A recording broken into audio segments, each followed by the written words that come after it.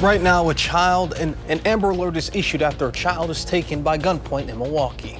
Also, we bring you to a Madison Summer Festival that brings along the vibrant energy of French culture, showing you how people celebrated Fête des Marquettes.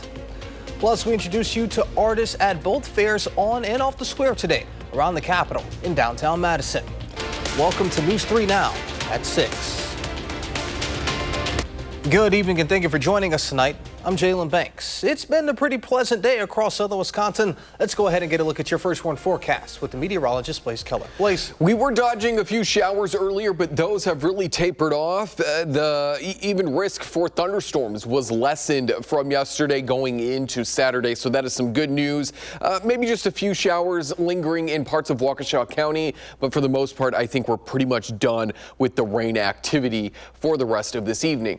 Now we get ready for the smoke. Once again, northwesterly winds are going to be bringing down a little bit of smoke in time for Sunday, which is why through midnight Monday, so 12 a.m. on Monday, we're going to be underneath an air quality warning. Folks who are especially sensitive to poorer air, Sunday might be a little bit more difficult for you. That's why we have unhealthy for some in the orange and parts of extreme southern Wisconsin underneath that moderate air quality expectation or that forecast for tomorrow. So the smoke is going to get out of here in time for Monday. Southwesterly winds take on over, and that means we're warming on up. So we'll settle into the 60s tonight. Where is that smoke currently? It's going to continue to move on in.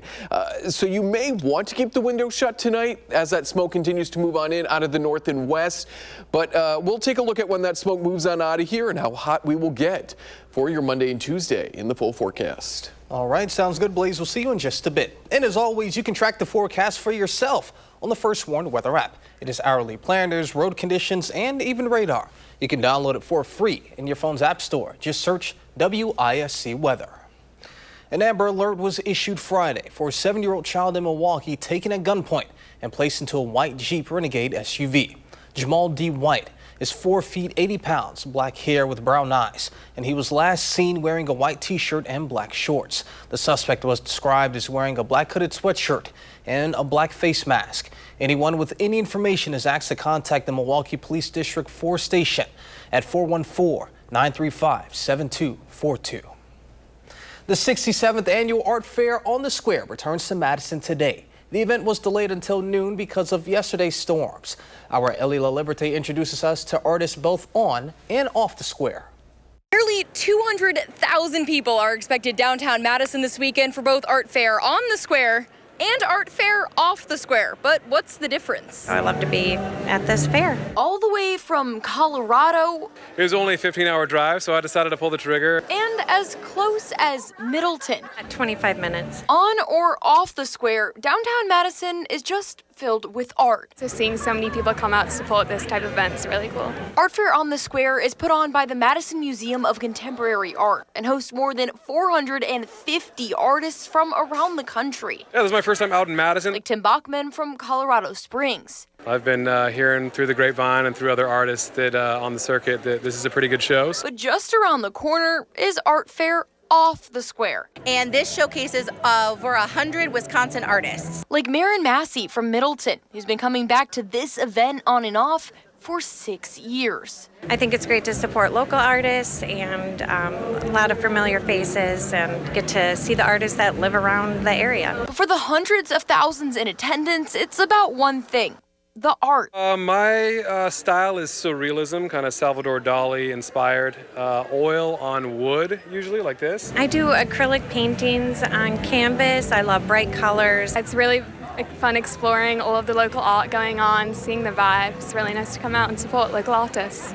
Now this event continues Sunday from 10 a.m. to 5 p.m.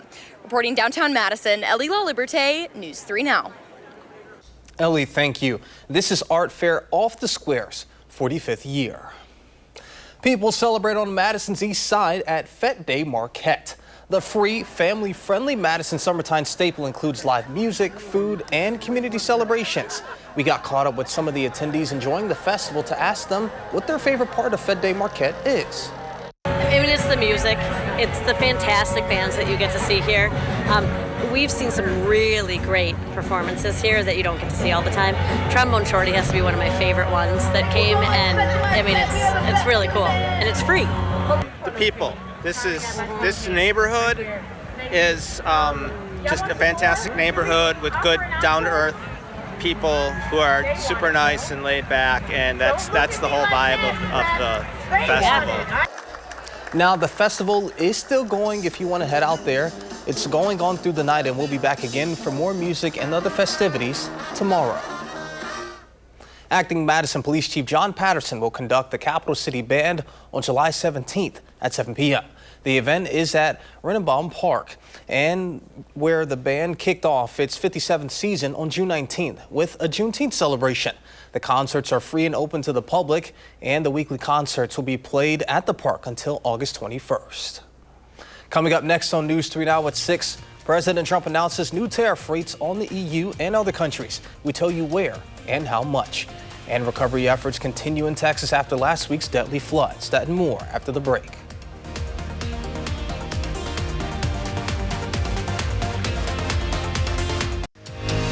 You're watching News 3 Now at 6. Thank you for staying with us. Israeli settlers kill a 20-year-old Palestinian American in the West Bank, according to the Palestinian Ministry of Health and an eyewitness, as settler violence against Palestinians ramps up in the occupied territory. But the municipality of Sinjar said that Sufula Musalet died following a barbaric attack carried out by settlers as part of daily assaults on local residents. It alleged Israeli forces stormed the area at the same time as the settlers' attack, obstructing the work of paramedics and volunteers. Musalet's family is demanding the U.S. State Department lead an investigation into the incident. Musalet ran a business in Tampa and had been in the West Bank since June 4th to visit family and friends, according to a statement from his family. President Trump has announced a 30% tariff on goods imported from Mexico and the European Union. The new tariff rates will go into effect on August 1st. Trump posted the letters to the European Commission president and Mexican president on social media Saturday. He threatened the rates will go even higher if a country retaliates with tariffs of their own. The move comes after Trump announced increased tariffs against numerous countries, including Canada, Japan, and South Korea. In Texas, the search for those who remain missing in the wake of last week's devastating floods continues.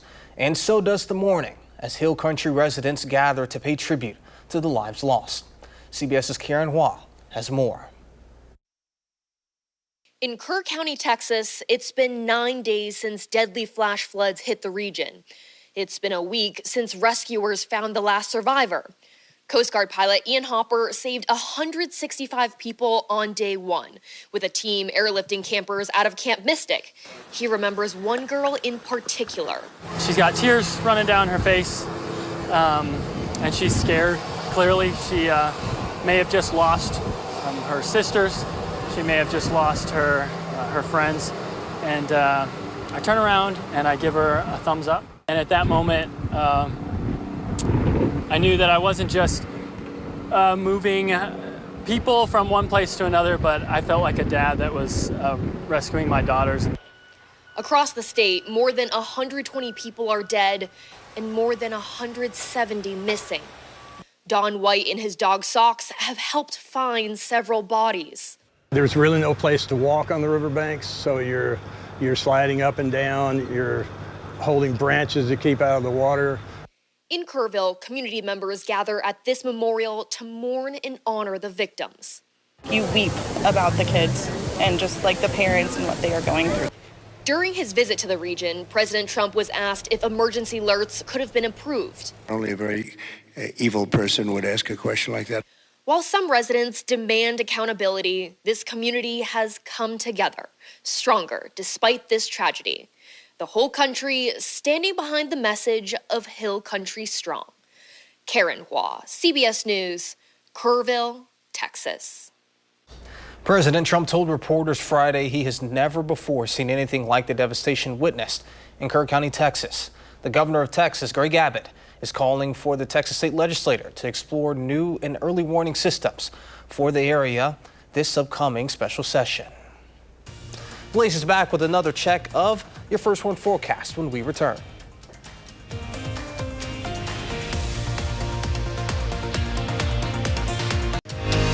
You're watching News 3 Now at 6. Wisconsin is known for cheese, beer, and a plethora of other things. And the next thing that may be added to this list may surprise you, so take a look. The world's largest potato masher can be found off Highway 51 in central Wisconsin in Plover. But why is the largest masher in Plover of all places in the world? Well, right next to the giant masher is the Farm Food Exploration Center. It's very large and in charge. You can see it from the interstate. It draws a lot of people in. We actually have a lot of guests that come to look at the potato masher, don't realize that the rest of the facility is here. The Exploration Center broke ground in 2017 and was finished in 2023. The center was funded by the donations, with the biggest coming from the Pavelski family, who are multi-generational farmers in Wisconsin. They used to have people come to their farm until operations started to get interrupted. They used to have tours come out to their facility. They'd have field trips come, but the sheer number of visitors they got was getting in the way of operations. To solve this issue, the idea of a learning center about agriculture was created. The Pavelski family funded most of the $40 million needed to construct the center. Meanwhile, their farm could resume operations safely. And it was causing some safety concerns, so he had a vision to have a separate location where people could go and learn about agriculture. The masher itself was installed in spring of 2023. It is 39 feet high and weighs 7,500 pounds. It is made of stainless steel and even took several tries to get it stabilized at its base due to wind threatening to blow it down, making it an engineering feat. People get pretty excited about it.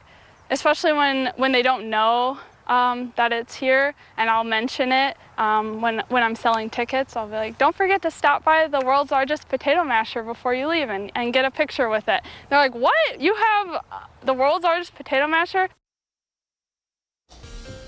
Blaze and I may take a visit soon, but first he needs to give us a look at your certified most accurate forecast. We can go right now. It's quiet. It's going to be quiet tonight, and it's going to be quiet on Sunday. But the air quality is going to get a little bit on the hazier side. It is going to become less good quality air as we go into Sunday. That starts later tonight as smoke continues to move on in. It's going to be a hot start to next week, but then we'll be cooling down as we round out next week, going into the upcoming weekend. Where is that smoke? Well, let's take a look where we find these reds and even these darker reds stretching from La Crosse all the way back into northern parts of Iowa. That's where we're seeing more smoke. So the blues and these greens, maybe just a little bit of haze beginning to move into parts of Dane County, as well as southeastern parts of Lafayette County, Watertown, and Janesville. We haven't quite seen all that smoke yet, but it is on the way. This is being brought down from wildfires still in Canada. When we get northwesterly winds, we just have that chance, especially if this system that brought in those winds moves south enough to impact us here in Wisconsin. And that's what happened with yesterday's system going into today. So the current air quality ranging from moderate to unhealthy for some to unhealthy up there in La Crosse and Black River Falls, where we find that red. Everybody else in the yellow and the orange there, that's moderate to unhealthy for some. And as we look ahead to Sunday, that smoke is going to be sticking around pretty much throughout the day. A little bit of a break there, I would say, in some of the thickness stretching from the Dells back into Black River Falls as we head into Sunday morning. But across southern Wisconsin, we'll still be dealing with all that smoke until winds turn out of the southwest. That's going to happen sometime Sunday afternoon. And when that happens, two things are going to occur. Number one, that smoke is going to be pushed off towards the north and east. So we're going to say goodbye to the smoke. But as I mentioned a couple of times here, southwesterly winds are really good at warming us up, even better than just straight southerly winds or southeasterly winds. That southwesterly wind taps into some of that air that's just off to our south and west. So that's going to help bump our temperatures out of the low 80s on Sunday into those upper 80s to low 90s, not only Monday, but Tuesday as well. And if you're not a fan of the heat and humidity, as I mentioned, we're going to be cooling down as we round out next week going into the upcoming weekend. But that cool down is short-lived. If nothing changes between now and really tomorrow, Our high temperatures as we go into next week or the following work week could once again climb back into those mid to upper 80s. So we're looking at maybe just another quick taste of some summer-like heat and humidity here as we kick off next week. But thankfully, we'll be saying goodbye to the smoke tomorrow. There is a look at your forecast for Sunday. Remember, we are under an air quality alert throughout the entire day on Sunday. So if you are a little bit more sensitive to poor air quality, just take it a little bit easy tomorrow. Upper 80s to low 90s Monday, Tuesday. Showers and thunderstorms maybe Tuesday, but with that heat, I think it's likely going to be holding off until we cool off a little bit. So maybe later Wednesday, overnight into Thursday. We'll hang out in the 70s Thursday and Friday, and Saturday of next week before we're back into the 80s that following Sunday into that following Tuesday. We caught like a quick glimpse of it before the 10-day had popped up. Yep. What is that cloud that we saw? That was a supercell thunderstorm, and that was a wall cloud. Wall cloud. Okay. Yes. So if you see one of those, probably head indoors. Yeah, that is heading towards you. The First Warn weather team will be on air. The reason why I was asking is because in the picture there's a person like standing on know. I put it on Facebook, and all jokes aside, you should probably be indoors, but I thought that was such a funny photo because you see this potentially tornadic supercell and then just somebody taking a picture. It's so funny, but please just always be safe when taking photos of severe weather. What do the kids call it? Aura farming? That's what that person was. I don't know. Was doing. I'm sure. I'm just kidding, Blaine. Andrew, what do we have coming up in sports? Well, a big day for the Brewers, the unlikely hero that just keeps coming through for the Crew. Would it be enough for them to get today's win? We've got the answer.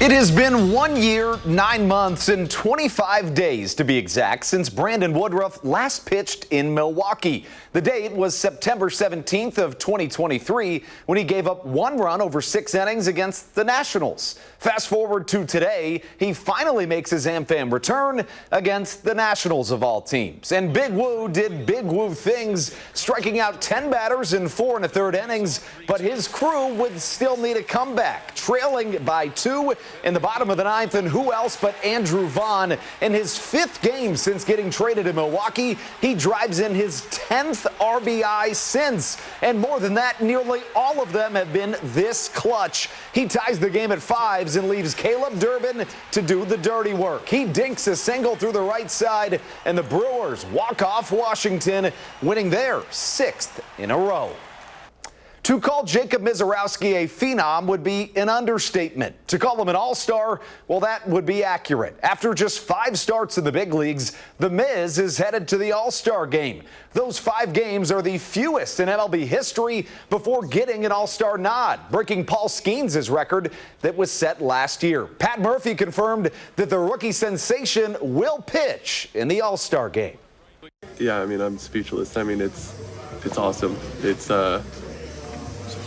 yeah, very unexpected, and it's an honor. It's been a long time coming, and I just want to honor the guys around me and, be a Brewer. Well, speaking of All-Star games, the Northwoods League All-Star Game is returning to Madison later this week for the first time since 2012. On Tuesday, the Northwoods League Softball and Baseball Home Run Challenges kick off the festivities before Wednesday's All-Star Game at Warner Park. The first pitch for that is at 6:35. It is one of my favorite golf weekends on the calendar year, the American Century Championship. And no, it's not a PGA event. It's where all of the best celebrities and athletes who aren't pro golfers get the chance to pretend like they are out at Lake Tahoe. One of those being Joe Pavelski, who has finished top 3 at the event in each of the last 3 years. And today, his last 3 holes were more than magical. On 16, well, it's a birdie, and that was just the start of good things to come. The 2006 national champion at Wisconsin in men's hockey. On 17, he wants another birdie. The putter was working for Pavelski. He sinks another tweeter. And what does he do on 18? Well, at this point, you could probably guess. Pavelski finishes the second round with 3 straight birdies, heading into tomorrow tomorrow's final round tied for first place. And we stay on the golf course, letting the guys who do this for a living take us out. From Scotland, Rory McIlroy, and he's been a little quiet since winning the Masters, but you wouldn't know it by the way that he played today on the other side of the pond, shooting 4 under par, heading into the final round, tied for the lead. Good for him. Good for Joe Pavelski, who's out there with Steph Curry having a blast at Lake Tahoe, and great for Jacob Mizorowski. How about that being an all-star? Yeah, just 5 games, and I mean, we've talked about it at length, the past few weeks, just how well he's played. I mean, just in all your years of watching baseball, playing baseball, what are your thoughts on this? I think he's electrifying. I think he's amazing. I think that you could probably argue that they gave him the nod because it provides some entertainment value, but good for him. I'm happy for him and the Brewers. All right, Blaze, a quick check before we head on out. Yes, we are looking at a quiet day on Sunday into the low 80s, plenty of sunshine. Keep in mind there is an air quality warning because we will be dealing with that smoke throughout the day. And then upper 80s, low 90s to start off next week. All right, sounds good. Thank you all for joining us. We'll see you back here at 10. And we're streaming 24/7 on Channel 3000+.